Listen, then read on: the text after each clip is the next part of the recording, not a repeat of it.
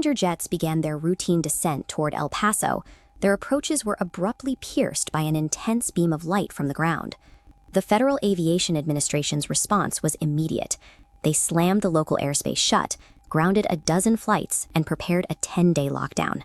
These high-powered lasers, however, were fired by U.S. Customs and Border Protection. While agents were targeting suspected cartel drones operating near the border, they deployed these direct energy weapons without notifying the FAA. The Aviation Authority only discovered the operation when lasers were already active near commercial flight paths. Our domestic skies have become uncoordinated, militarized zones. Legitimate aircraft are now flying through areas where the agencies shooting down drones operate in total isolation from the agency's landing planes. It took 7 hours to reopen the airport, and ending the standoff required intervention from the highest levels of government.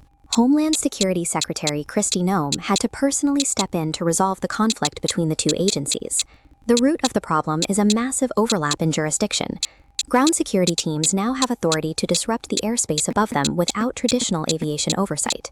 For decades, commercial aviation has relied on highly structured, predictable rules to keep passengers safe. Now, those planes are entering unpredictable pockets of counter-drone operations where enforcement happens without warning or centralized control. The El Paso crisis demonstrates that a lack of centralized oversight transforms routine security measures into a systemic risk for all domestic flights. To understand why Customs and Border Protection is deploying this technology, you have to look at the reality of the southern border.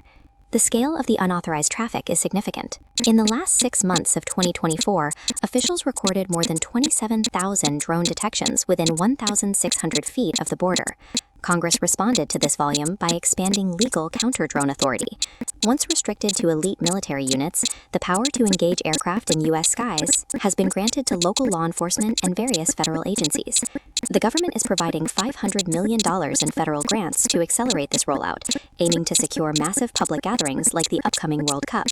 Distributing counter-airspace weapons to dozens of independent agencies increases the risk of a coordination failure.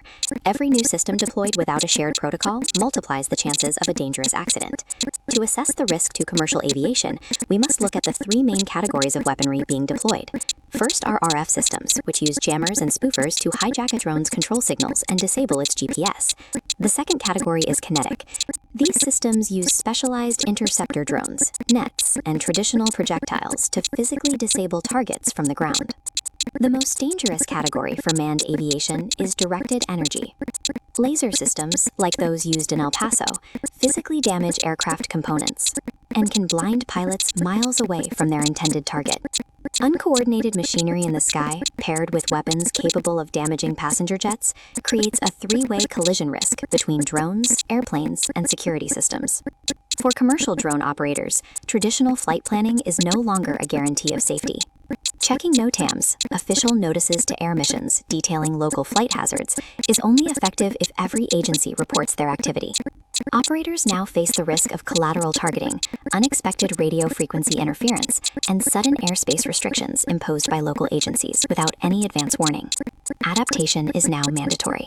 Operators must ensure absolute compliance with Remote ID, a digital broadcasting system that acts as a license plate, so ground security can instantly distinguish a commercial drone from a threat.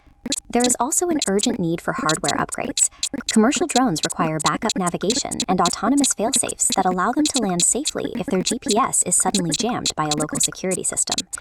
Any commercial operation near a border, a military installation, or a major event must now be planned as an operation within an active electronic warfare zone.